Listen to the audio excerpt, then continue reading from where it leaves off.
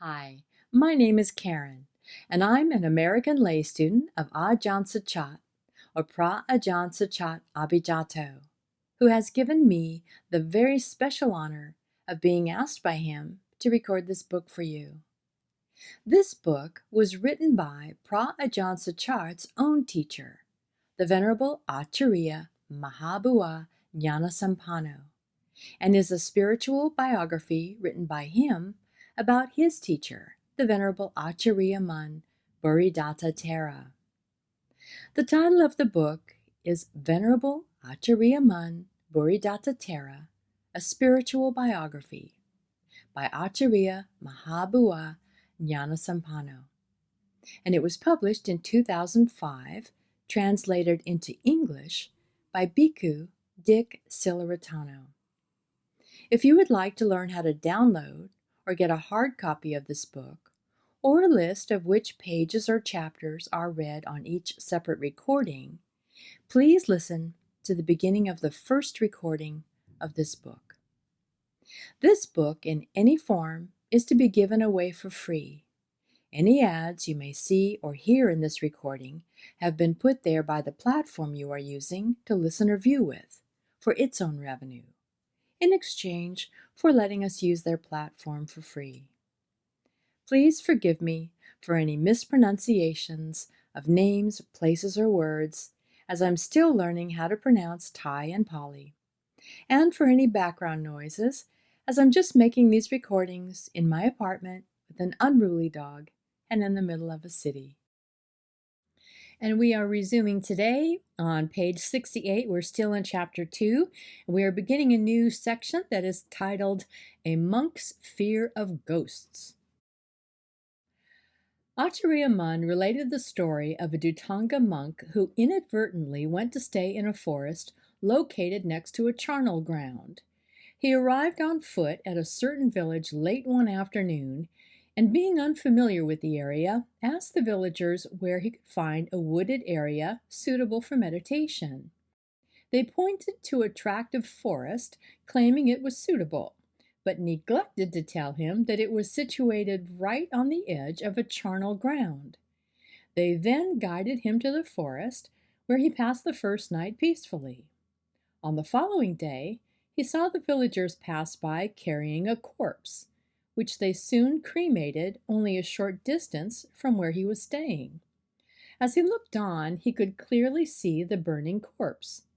He started to grow apprehensive the moment he saw the coffin being carried past, but he assumed that they were on their way to cremate the bodies somewhere else. Still, the mere sight of the coffin caused him considerable consternation, as he thought ahead of the coming night. He was worried that the image of the coffin would haunt him after dark, making it impossible for him to sleep. As it turned out, he had camped on the edge of a charnel ground, so he was obliged to watch as the corpse was burned right in front of him. This sight upset him even more, causing him severe discomfort as he contemplated the prospect of having to spend the night there. Feeling very uneasy from the first sight of the corpse passing by, the feeling gradually intensified until he was so terrified that by nightfall he could hardly breathe. It's pitiful to think that a monk can be so terrified of ghosts. I am recording this incident here so that those of my readers having a similar fear of ghosts may reflect on the tenacity with which this monk strove to confront his fear head-on, and so take a valuable lesson from the past. Once all the villagers had gone home, leaving him alone, his torment began in earnest. He could not keep his mind focused on meditation, because whenever he closed his eyes to meditate, he saw a long line of ghosts moving toward him. Before long, ghosts hovered around him in groups, an image which frightened him so much that all presence of mind deserted him, throwing him into a panic. His fear began in mid-afternoon at the first sight of the corpse. By the time darkness fell all around, his fear had become so intense he was just barely able to cope. Since ordaining as a monk, he had never experienced anything like this long struggle with visions of ghosts. At least he was mindful enough to begin reflecting. The fear, the ghosts, all of it may simply be delusion. It is more likely that these haunting images of ghosts are creations of my own mind. As a Dhutanga monk, he was expected to be steadfast and fearless when facing death, ghosts, or any other danger. So he reminded himself, people everywhere praise the fearless courage of Dhutanga monks, yet here I am, shamelessly afraid of ghosts. I'm acting like a total failure, as though I've ordained just to live in fear of ghosts and goblins without any rhyme or reason. I'm a disgrace to my fellow monks in the Dhutanga tradition. I am unworthy of the admiration of people who believe we are noble warriors fearing nothing. How could I let this happen? Having reminded himself of the noble virtues expected of a Dhutanga monk, and roundly criticizing himself for failing to live up to these high standards, he resolved that he would force himself to face the fear directly from then on. The corpse that smoldered before him on the funeral pyre being the cause of his fear, he decided to go there immediately. Putting on his robe, he started walking straight for the funeral pyre, which he saw clearly glowing in the darkness. But after a few steps, his legs tensed up and he could hardly move. His heart pounded and his body began to perspire profusely as though exposed to the midday sun. Seeing that this was not going to work, he quickly adjusted his tack. Starting with small, deliberate steps, he placed one foot just in front of the other, not allowing his forward motion to stop. By that time, he was relying on sheer strength of will to push his body forward. Frightened to death and shaking uncontrollably, he nevertheless kept his resolve to walk on, as though his life depended on it. Struggling the entire way, he eventually reached the burning corpse. But instead of feeling relieved that he had achieved his objective, he felt so faint he could barely stand. About to go crazy with fear, he forced himself to look at the partially burned corpse. Then, seeing the skull burned white from long exposure to the fire, he got such a fright that he nearly fainted straight away. Bravely suppressing his fear, he sat down to meditate just a short distance from the burning pyre. He focused on the corpse, using it as the object of his meditation, while forcing his terrified heart to mentally recite continuously, I'm going to die, just like this corpse. There's no need to be afraid. I'm going to die someday too. There's no point in being afraid. Sitting there grappling with his fear of ghosts and forcing his heart to repeat this meditation on death, he heard a strange sound just behind him, the sound of approaching footsteps. The footsteps stopped, then started again, slow and cautious as if someone were sneaking up to pounce on him from behind, or so he imagined at the time. His fear now reaching its peak, he was poised to jump up and run away, crying, "Ghosts! Help!" But he managed to control this impulse and waited, listening nervously as the footsteps slowly drew nearer, then stopped a few yards away. Poised to run, he heard a strange sound like someone chewing, loud and crunchy. This sent his imagination racing. What's it chewing on around here? Next it'll be chewing on my head. This cruel, heartless ghost is sure to mean the end of me. Unable to stand the suspense any longer, he decided to open his eyes. Should the situation look drastic, he was prepared to run for his life. A far better option than just letting some terrible ghost devour him. Escaping death now, he reasoned, will give me the chance to resume my practice later, with renewed diligence, whereas I gain nothing by sacrificing my life to this ghost."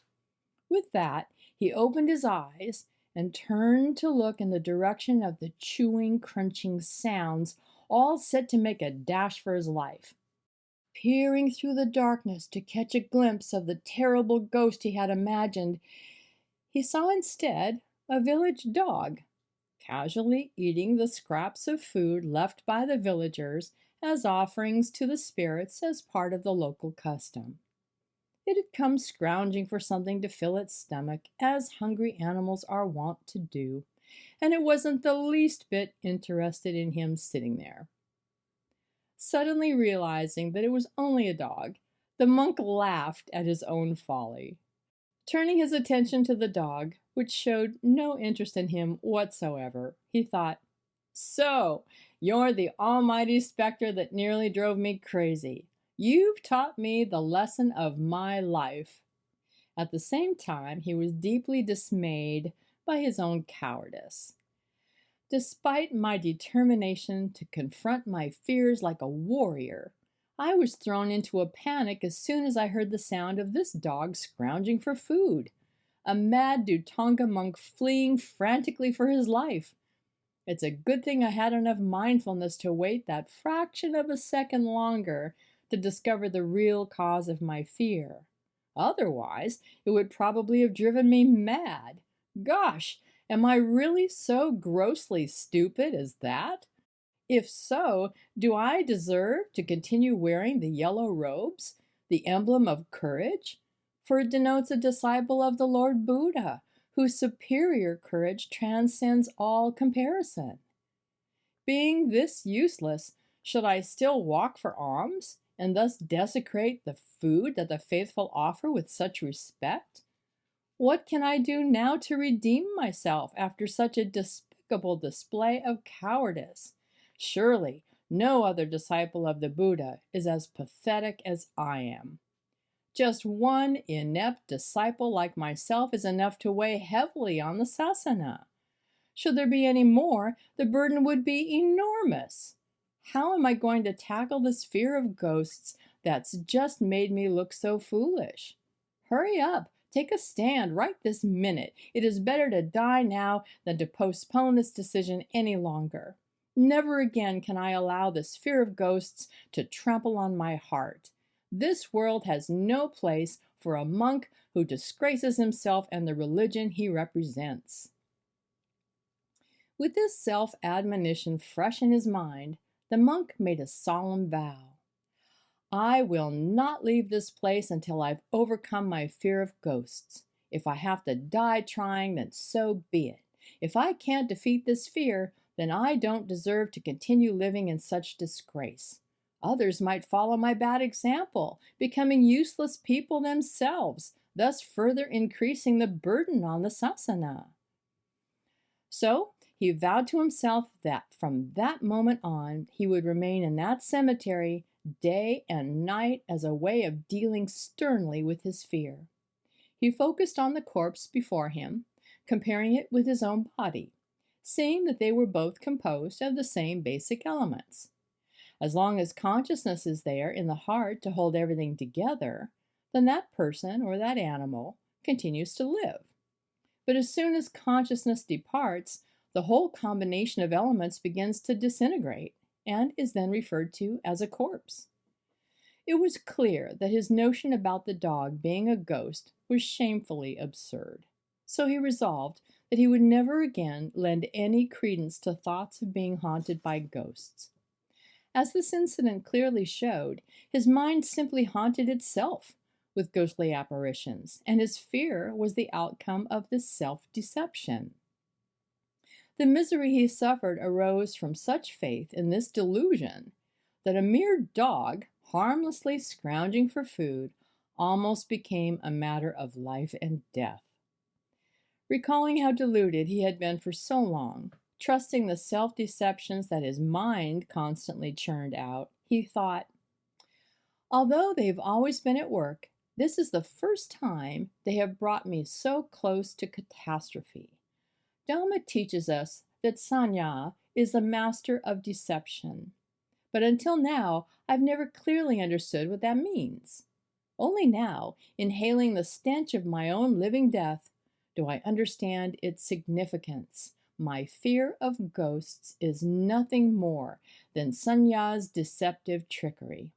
From now on, Sanya will never again trick me as it has in the past. I must stay put here in this cemetery until the master of deception is dead and buried, so that the specter of ghosts will not continue to haunt me in the future. Only then will I agree to leave here. Now it's my turn to torture to death this cunning, deceitful conjurer, then cremate its stinking corpse like that fleshly corpse I've just seen cremated here, dealing a decisive blow to Sanya's insidious trickery. This is the only pressing matter in my life right now. The monk took up this challenge with such earnest resolve that whenever Sanya caused him to suspect a ghost was lurking somewhere around him, he immediately went to that spot, exposing the deception. Foregoing sleep, he kept up this vigil throughout the night until finally Sanya no longer had the strength to assert its assumptions. In the early hours of the evening, he had been engaged in a struggle with external ghosts in the guise of the village dog, which had nearly been his undoing.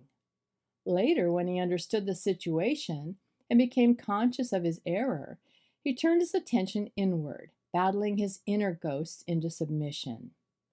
Beginning the moment he became aware of his folly, his fear of ghosts subsided and ceased to trouble him for the rest of the night.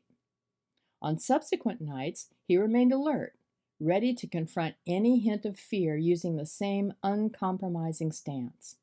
Eventually, he transformed himself into a monk of incredible courage in all circumstances. This whole experience had a profound and lasting impact on his spiritual development.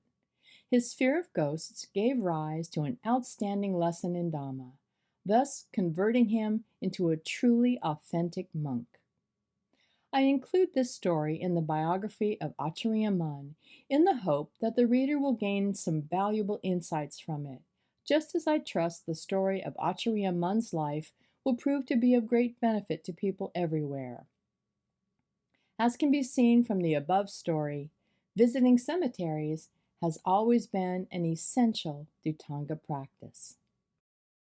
And we're going to go ahead and end there today. We're at the bottom of 73. We're still in the section titled A Monk's Fear of Ghosts, but it takes a bit of a turn at the end of this page, and I think it's a good place to stop, and we'll just resume there in the next recording. So until next time, with metta, bye-bye.